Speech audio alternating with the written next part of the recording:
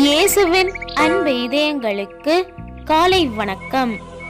இந்த நாள் உங்களுக்கு ஆசீர்வாதமாக அமைய வாழ்த்துக்கள்.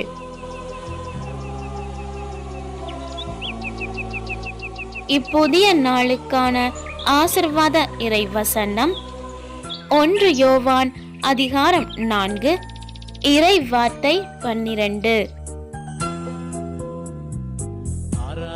கடவுளை எவரும் என்றுமே கண்டதில்லை. நாம் ஒருவர் மற்றவரிடம் அன்பு கொண்டுள்ளோம் என்றால் கடவுள் நம்மோடு இணைந்திருப்பார். அவரது அன்பு நம்மிடம் நிறைவு பெறும். உந்தன் நாமம் உயர்த்தியே